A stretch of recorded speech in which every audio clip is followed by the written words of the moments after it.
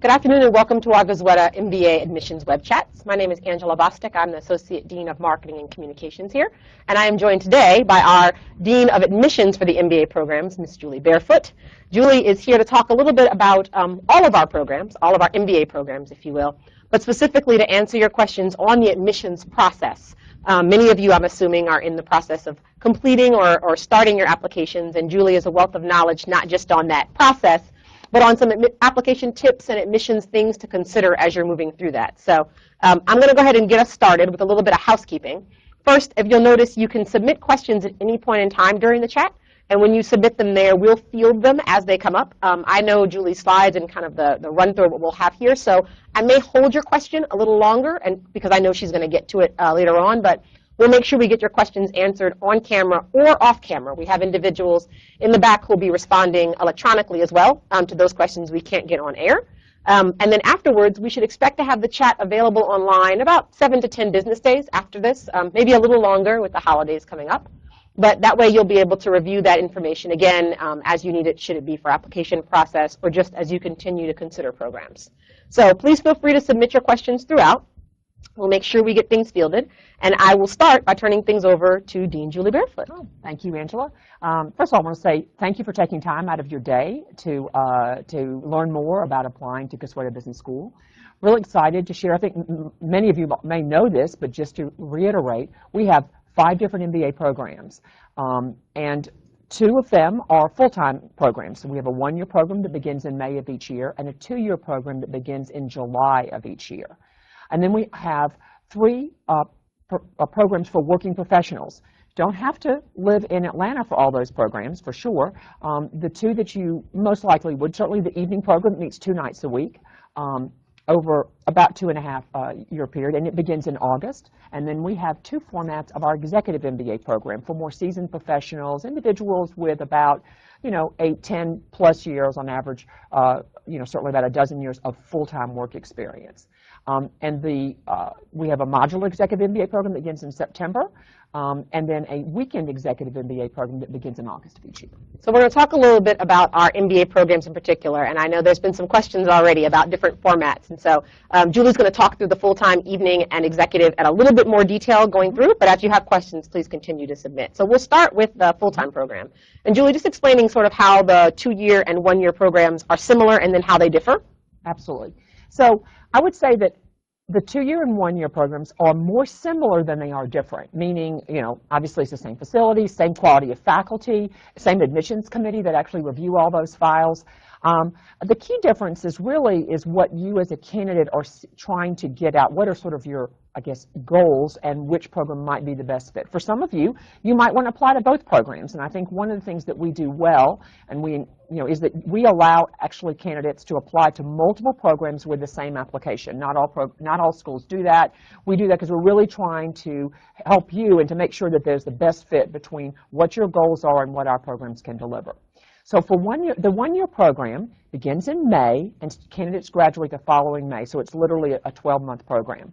And it's really designed for individuals who have a couple of years of progressive experience, and their post-MBA goals are not a big switch from what they're doing. So let's say you're an accountant and you want to go into corporate finance, or you are in consulting, or let's say maybe you're in a financial analyst role or something like that, and you want to go and work for a consulting firm in an MBA level job. Those are positions where through our program, through the electives and the courses that you would take through the 1-year program, you could realize that goal. Because in the 1-year program, the key difference is there's no summer internship. All right? So if you're interested in something like investment banking or typically brand management, it probably would not be a good fit for you. So that's a differentiator. The 2-year program is designed for individuals who, again, want to learn business skills that they are expecting or they desire a summer internship experience. They want to take, again, we have over 20 concentrations for either of the full-time programs, but they want to most likely make a little bit more significant switch in their career, or they just want to elevate their career to the next level. So those are the some of the full-time programs. Fantastic. Before we leave this, I did get a couple questions specific to some concentrations within the full-time program. Now, they do exist as opportunities in the evening program in some cases, but specifically talk a little bit about social enterprise and that, and I know you have it listed here as kind of new opportunities, talking about that, marketing analytics, and healthcare in terms of those being new areas that full-time students and others have a chance to kind of dive into. Absolutely. We've added we've added new electives in each one of those areas. Those would be marketing analytics, social enterprise, and healthcare, to really meet the demands of both the market, but market being recruiters want, as well as what candidates are interested in. I think that the way it manifests itself, or you as a prospective candidate, the way you might want to think about it is that for healthcare and for marketing analytics, there are quite a few career opportunities that are available to our students. Example, we have quite a few students every year that go into consulting with a healthcare emphasis. And in fact, we have many Gosweda alums that have high-level roles with leading consulting firms in the healthcare sector. And of course, we're part of Emory University, so that's a huge benefit for our students. So within healthcare, we offer quite a bit, both in terms of academic as well as post-MBA opportunities. Marketing analytics is quite a bit newer, but we also are, with the new center that we have for marketing analytics, we're offering not only more courses, but experiential opportunities like a conference that we host every year. It's actually open to all students, but certainly we have full-time students that are quite involved in planning and executing the conference. This coming year, it's going to be on March 20th, in case you want to know. Mark your calendar. So marketing analytics, and then within marketing analytics, we have both alumni working in that field, but that is a really growing field. Those of you that work in marketing, you know this, using data, what you hear about big data, that's what you're going to be doing in those classes. So there are lots of career opportunities there as well. Social enterprise, I think we take a little bit different take on it. What we've found, social enterprise, there are a lot of students interested in social enterprise here at Gosweda. So if you are interested in that space and you apply here, you would find a lot of kindred spirits. We have a lot of individuals that come in with a strong leadership role in nonprofit, but I would say that not as many candidates are seeking jobs post-MBA in that space. We do have some. We actually have several candidates that have some really interesting roles in charter schools, sort of an operations role, so an MBA-level job within the nonprofit role. But our emphasis in social enterprise has been more of a complement to both your personal goals and more of a long-term career, so that an individual might get a job, as many of our candidates interested in social enterprise do. They get a job within the consulting realm, but they would like to do some maybe nonprofit consulting and pro bono work or things like that. So I think that's a distinction, but we offer a lot in each one of those areas. Yeah, and so in terms of being able to understand more about those areas, on the website or the healthcare initiative, you can actually find that information in the section underneath faculty and research, because it's one of our initiatives within our centers. It's where you can also find our marketing analytics information, as well as our information on social enterprise. Those two centers, as well as the healthcare initiative, fall within the realm of research and initiatives, and as a result sit in that space. That includes past classes that have been offered, as well as details on some of the faculty and individuals who teach in that space, and then great testimonials from individuals who are either in the program or have done the program to speak particularly to how that has augmented their MBA experience. So thank you. We're going to actually move on to talk a little bit about the evening MBA program, and I've gotten a couple questions already. Great. So as you're talking about it, if you don't mind talking through how the evening MBA students get to network with both full-time students and executive students. Is there a way that they get to make sure they get kind of the full experience? Absolutely, and I think that's one thing that we do really well. So our the Gosweda program, notice it's called an evening MBA program, not a part-time program. It is part-time, that you're not a full-time student, but we really believe it's a really rich experience. The networking happens in a lot of different ways.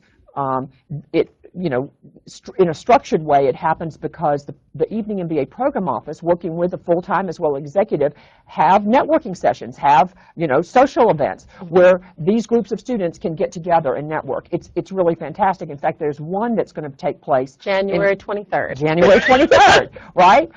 What a great way to expand your network, not only having your classmates as well as the other classes within the evening, because at any given time, we have 3 classes in our building, 3 evening MBA classes, but we've also got the multiple classes of the executive program as well as the full-time. So that happens. There are lots of course, informal ways that students network through the mentorship program. In other words, evening students can participate in a mentor program where they're actually matched up with alums, not necessarily evening alum. It's along career lines, so it could be with an executive alum or a full-time alum. So there's quite a few ways to do that. Fantastic. And I think that, and I'll let you make sure you go back and talk more a little bit about the evening program overall. But in terms of you're thinking about the evening program, I like to talk about the way that the evening program is developed at Gosweda. It allows you to have such a rich and full overall MBA experience that the word evening really relates to the time in which you take the classes. The difference in the program is much less about how you experience the program and more just about when. Yeah, and I think, a great example, piggybacking on an earlier question about social enterprise, I think it's really noteworthy. A lot of times people think, oh, well, if I want to have these experiential opportunities that are so great for a full-time student, I can't do that if I'm in the evening program. But that's definitely not true at Gosweda. So social enterprise, which definitely interest in that crosses programs. And so the evening students, we have 2 specific things within social enterprise that are quite attractive and popular for evening students. One is participating in the nonprofit consulting program. Again, a lot of students in the full-time space participate, but evening students can too. And that would be where Atlanta is rich with nonprofit organizations, and our students can serve as junior board members on nonprofits, and they can work with the nonprofits on a particular challenge they have, a business-oriented challenge that they're dealing with. And they work in teams. Our students work in pairs, and so it might be an evening student working with a full-time student sort of serving that nonprofit. It's a full semester endeavor. It's outside of class. It's a very enriching experience, and it ends with the students actually giving a presentation to these various nonprofit boards about what they've learned and what their recommendation is. And then likewise, through the social enterprise, one of the mid-semester modules, one of the trips, is to Nicaragua.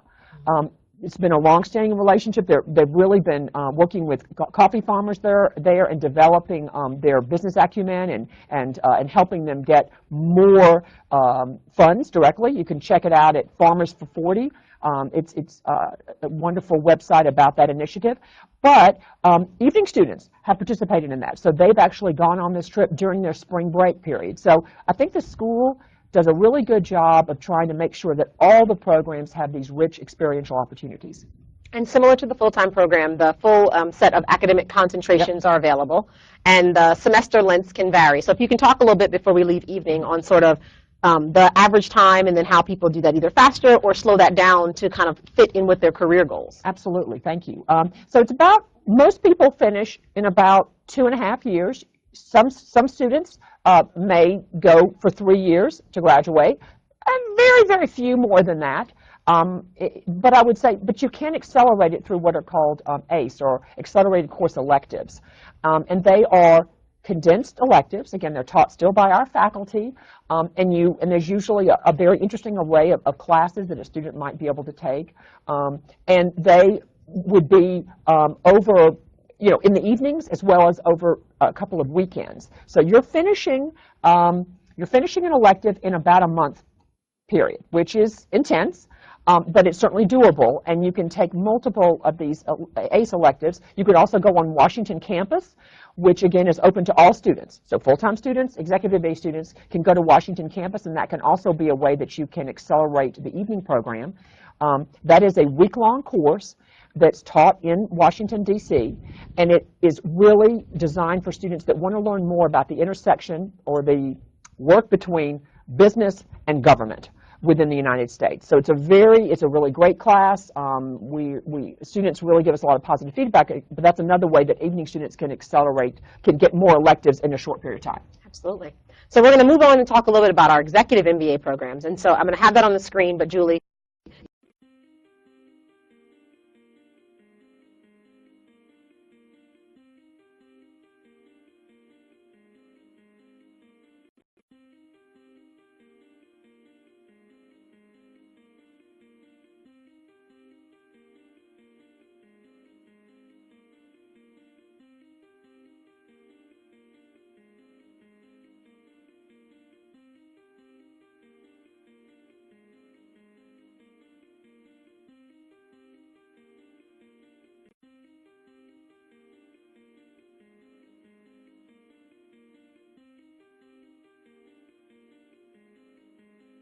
which is sort of a general idea of sort of what it takes to be an entrepreneur, what you need to do, all the things you need to know. And it's really a great addition to the fact that in the executive program, students are covering, before they take his elective, they're covering all the fundamentals of business, all right? So you're getting a fantastic base on, business, thought leadership and things like that from our faculty, and then you take Charlie's class and you're learning specifically about what it takes to be a successful entrepreneur.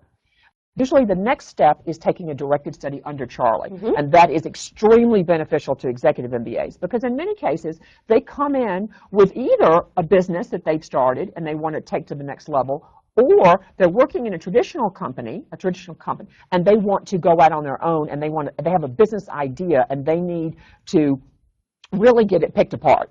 And that's what Charlie does in his in this elective. And then it ends, another course that students can take is where they're actually pitching their idea to experienced entrepreneurs. And Charlie leads that course, and of course, given his contacts in the community, it's really fantastic for students. We actually have a write-up, and if you want to go to our website, you can visit emorybusiness.com and see some past issues of our magazine. We had an entire issue on entrepreneurship, I want to say 2 magazines ago, and it talked a lot about Charlie's class, but also about the other courses that we have here that help to augment entrepreneurs in business. You're going to need far more than just to know how to write a business plan. And so Charlie's class does a lot of help with that, but also courses that talk about the management and the accounting and different processes related to running a business.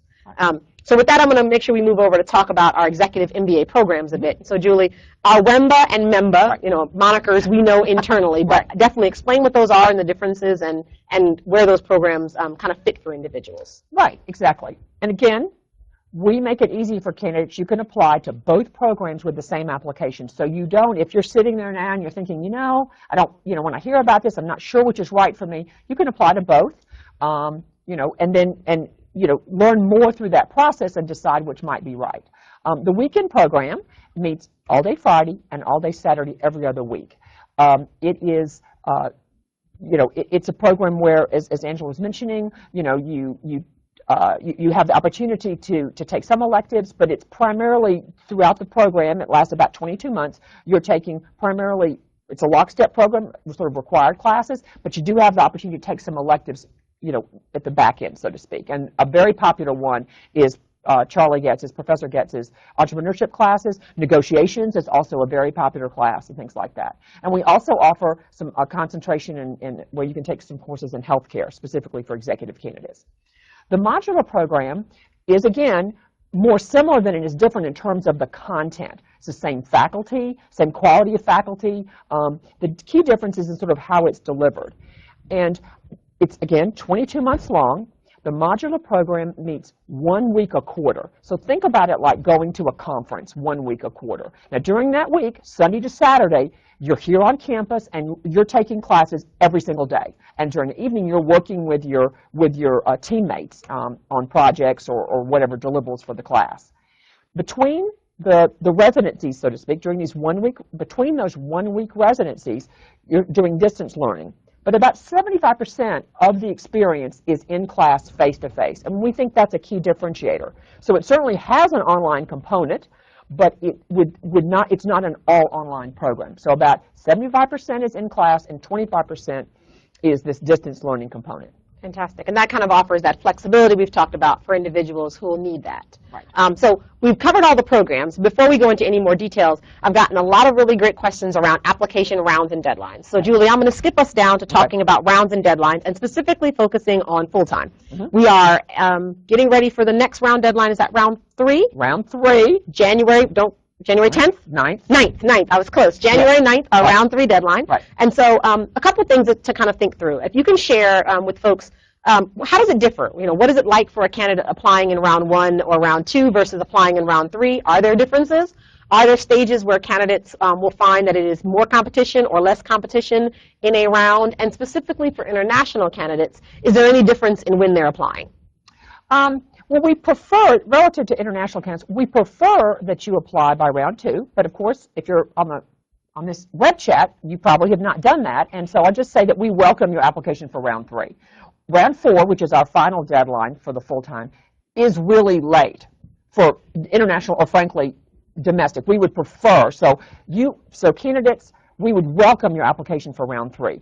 We try very hard, we, i.e. the MBA Admissions Committee, we try really hard, and this is true for all the committees, to be fairly consistent through the process, meaning that that people that apply in round 1 don't have a better chance to be admitted than people that apply in, let's say, round 3. In some cases, it can make a difference for those that apply in round 4 because the class, might be full or near full, and so that can have a difference. But for those of you watching the web chat, if you're applying by round 3, you should be in fine shape. And so I encourage you to do that. You will still be fully considered for scholarships. And so that obviously is usually a frequent question that we get from full-time candidates. And they are merit-based scholarship. There's no anything extra that you have to do other than just submit your application. Fantastic. And in addition to that, in the third round, as individuals are applying, talk a little bit about some of the resources that we have available for applicants. And specifically, if you are not in Georgia, right, and you want to either talk to an alum or get a little bit of perspective about the program as you're considering it, either in applying or even, frankly, as an admit, what are some of the ways in which students can engage with Gazweta individuals throughout that process? Absolutely. Well, really encourage you to go to our website that talks about sort of our ambassadors. There's a wonderful array of candidates across all programs. I mean, from the 1-year and the 2-year and things like that. And literally, you can, send them an email and connect with them. It gives you a little bit of information about them, so you can try to think about a candidate that has a background similar to yours, either experientially or career-wise, that you feel like you would really want to hear their perspective. We encourage that. We also will be, we're still doing some recruiting events and having some receptions in January. And we will be, for example, we'll have a reception in Washington, D.C. coming up, and it is on the 6th of January. We also will participate in the Inside the MBA event. It's a group of select business schools, and that will be in Boston, and I'll make sure that I get the dates right, January 13th. We've got New York City on January 15th, San Francisco on January 20th, and then Los Angeles on January 22nd. We welcome your coming to those events. We'll have alums there that you can chat with. Obviously, admissions offices will be there to answer your questions. I think it'll give you a really nice opportunity to learn more about us.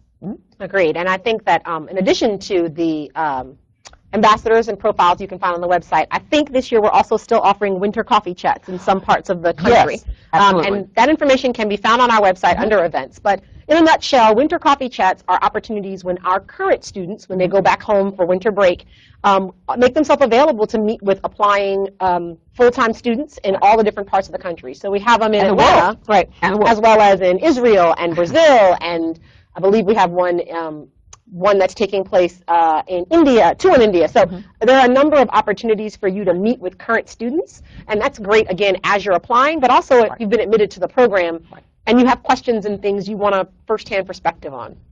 And we understand how valuable that can be.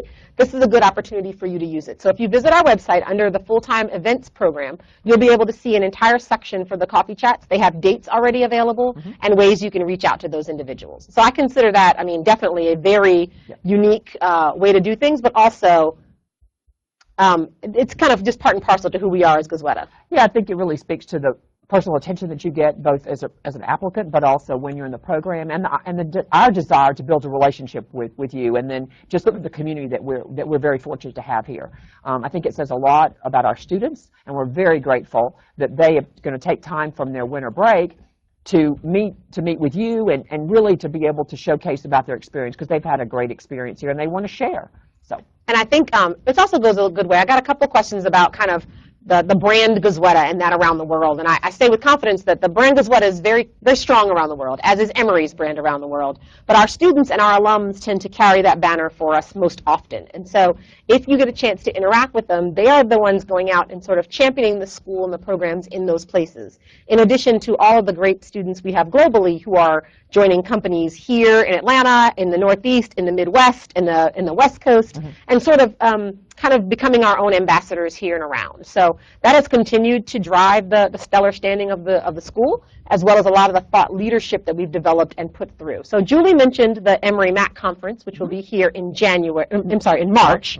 But in addition to that, we participate in a number of conferences around the country, whether they be admissions events or whether they be student conferences, case competitions, as well as academic conferences. So in a number of ways, we've inserted ourselves as a school in a lot of very important and prominent places, and that continues to help build the Emory name around the globe.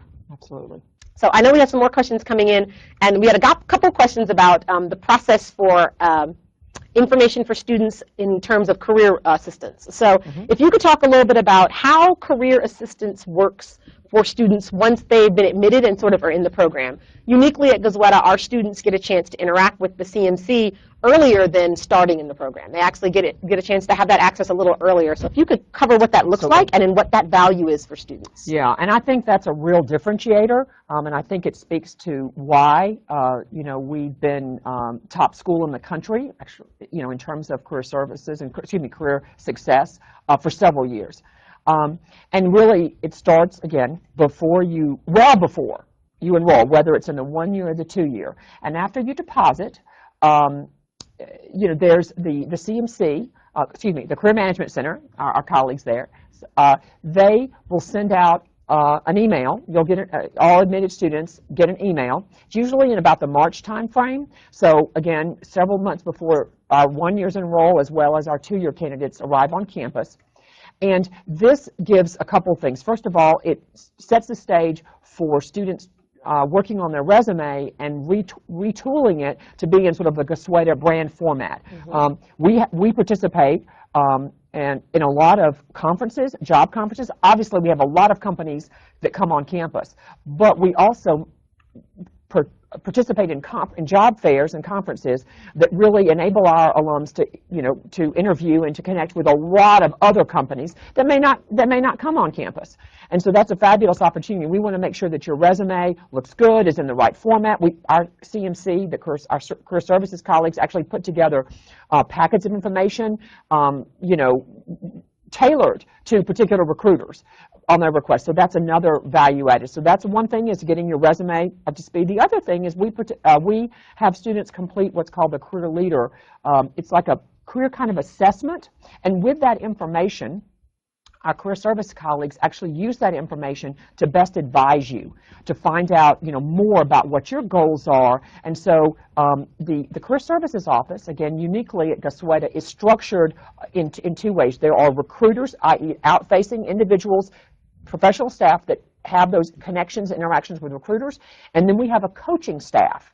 And those coaches get the Career Leader information and really use it to best advise you.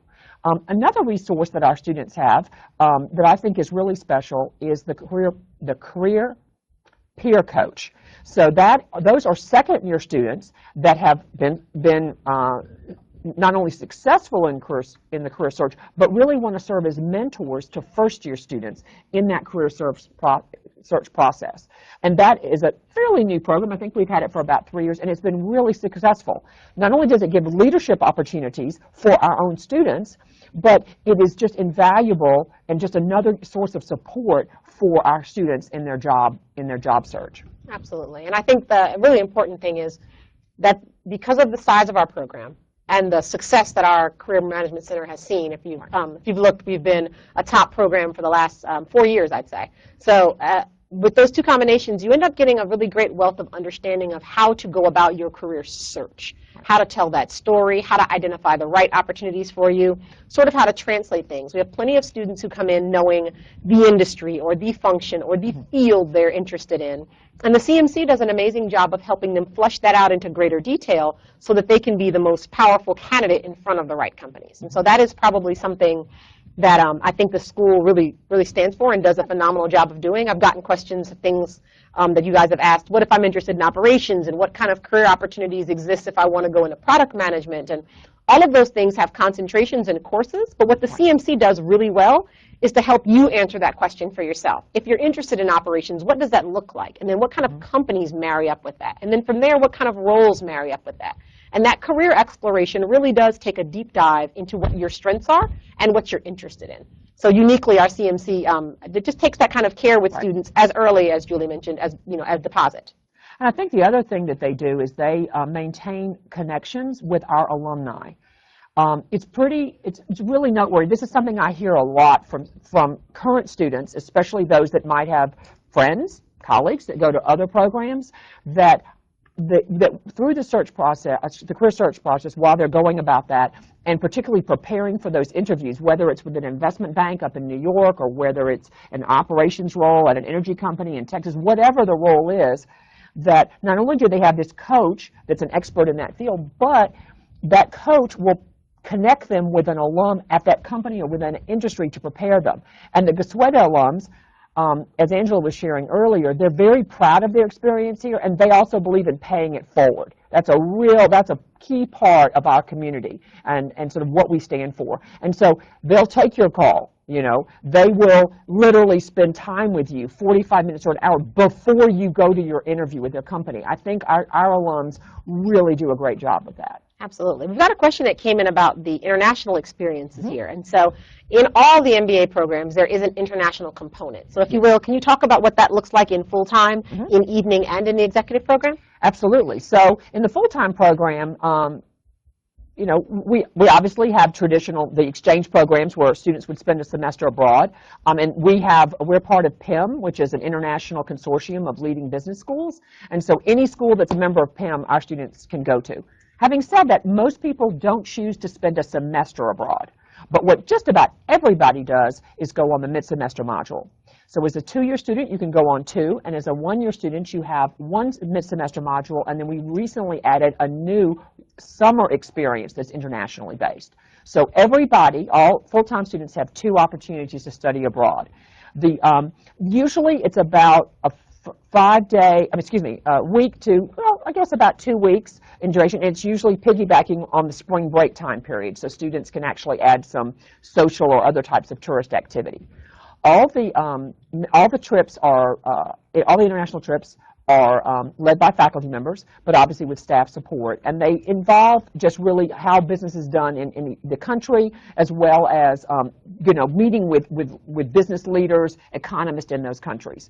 It's a very rich array. The full-time students typically have 4 to 5 different choices. So this year, for example, students can, South Africa, Nicaragua is a social enterprise focus, and that's always available. Cambodia, and I believe Vietnam is another one. So it's a variety. For the evening and the executive program, they're similar in that, again, in terms of the academic focus, as well as involving social activities and learning, again, about doing business. But the options are a little more limited in that there's usually one international option that's sort of a group trip, a colloquium type experience for evening. But they do have evening students. We have partnerships with a number of universities, and that's another way that you actually can accelerate your program, where you can take our evening students can actually go abroad for about a 1-week period, and they have options. For example, studying at Fudan in China, a leading university there, is one of the options. Also, there's an option in Europe. So there's several. That's what evening students can do. The executive MBA, there's a required colloquium that's at the end. It's a really fantastic trip opportunity. Typically, it's about 10 days, and it involves 2 types of, usually 2 visits to 2 different countries, one being a more developed country economically, and one being a developing country economically. Fantastic. So I'm going to close this out. We have about 5 more minutes left. I'm going to answer some of the last questions that have come in about the application itself.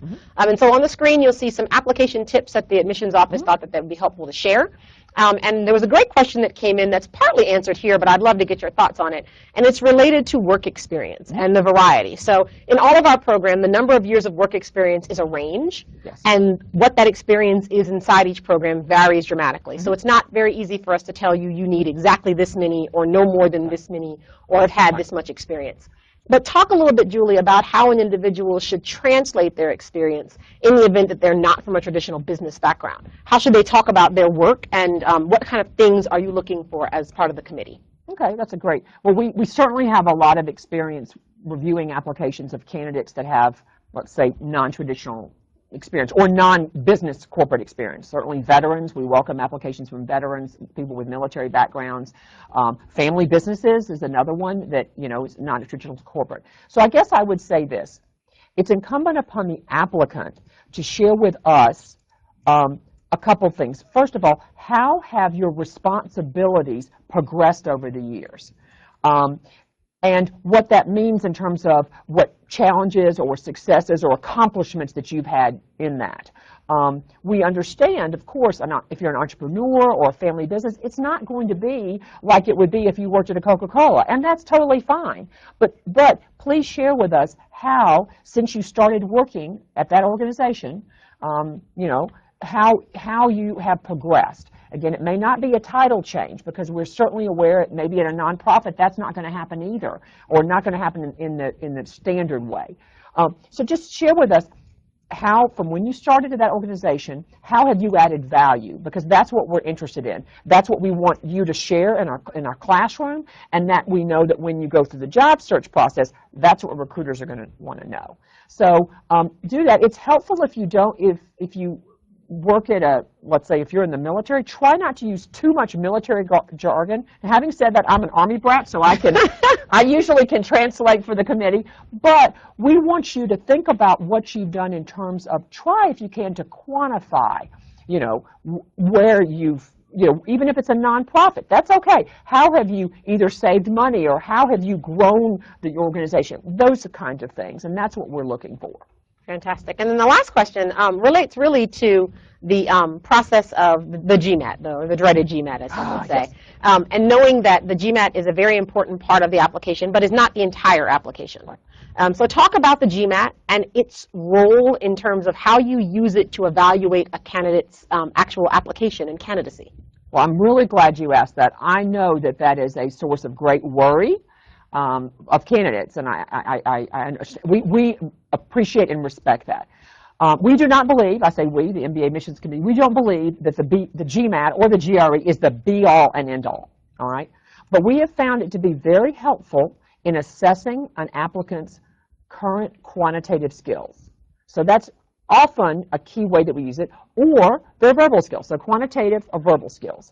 But particularly we found the quantitative, it's pretty accurate about how a person is willing or is able to handle the quantitative, the analytical aspects of our coursework. We like to see at a minimum a 50 percentile on the quantitative part of the GMAT. It's not, that's not a threshold. Sometimes people below that level get admitted, but I'm just saying as a general we like to see that. Of course, our average is much higher than that. But again, as Angela was saying, there's always a range. But if you, I think, shoot for at least a minimum on the quantitative part of the GMAT.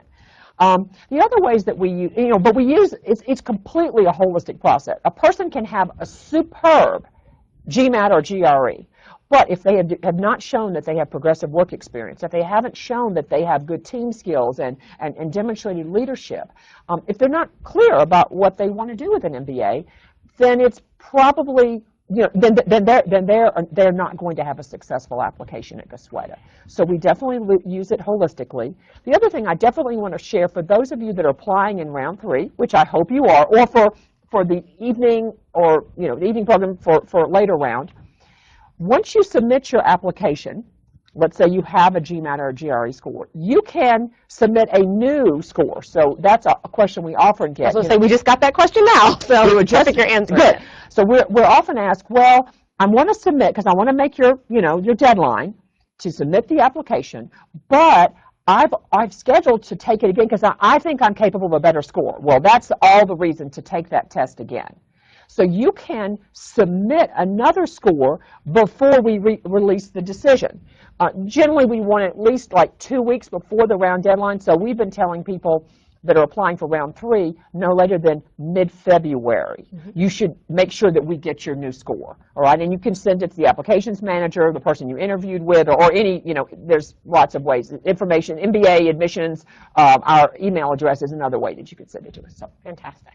Well, I think that gives us a chance to kind of gone through some of the really important things related to the application process, to the distinction between our programs, to our success in the career area, and then moreover, just in understanding a lot about what Gosueta has to offer. So hopefully it's been helpful for you. I thank you for taking some time out of your schedule today to join us. Again, if you are applying for any of the upcoming rounds, we do look forward, or admissions looks forward to reviewing your applications. They don't let me review applications. But they're looking forward to reviewing your application. But also make sure you review the website and other areas, or take advantage of meeting with students and alums in your area who can help you to present the best possible application, but also answer your questions along the way. So we do hope you have a great break and hopefully a wonderful holiday season for everybody celebrating, and we look forward to seeing you again soon. Thank you.